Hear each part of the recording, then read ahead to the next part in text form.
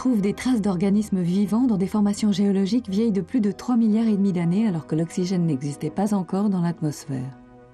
Les formes de vie cellulaire les plus anciennes sont des cellules sans noyau dites prokaryotes qui vivaient dans l'eau. Elles ressemblent beaucoup à certaines bactéries actuelles. Les plus anciens fossiles de cellules avec noyau, dites eucaryotes, datent d'1,8 milliard d'années.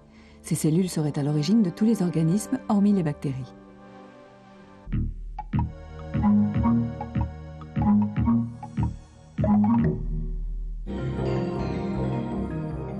Les molécules de phospholipides ont une tête hydrophobe et une queue hydrophile. Dans l'eau agitée, ils s'organisent spontanément en une double couche qui forme une petite sphère, une gouttelette qu'on nomme coacerva. Ces coacerva fournissent un bon modèle de ce qu'a pu être l'ancêtre d'une cellule.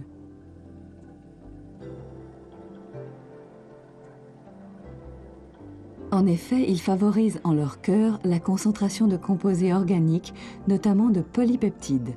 Ils permettent aussi l'encapsulement facile de complexes protéines acides nucléiques.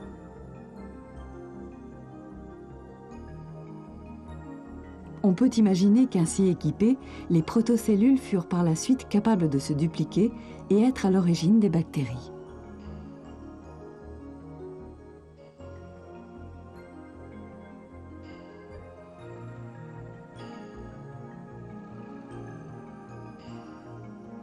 Apparues bien plus tard, les cellules eucaryotes, celles des végétaux, des champignons et des animaux, sont aussi capables de se diviser et se multiplier, mais elles ont une structure interne bien plus complexe.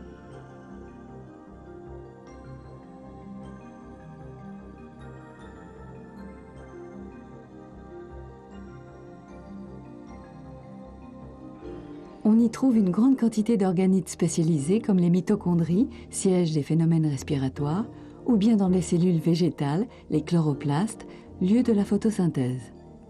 Mais les cellules eucaryotes possèdent surtout un noyau dont la double membrane isole le matériel génétique du reste de la cellule.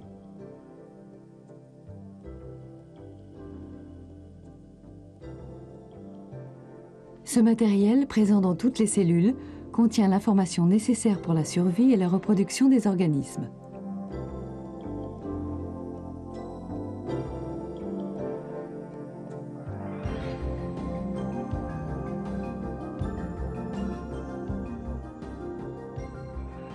Il est formé d'acides nucléiques organisés en chaînes de sucre et de nucléotides, au long desquels se trouvent codées notamment les séquences pour la synthèse des protéines.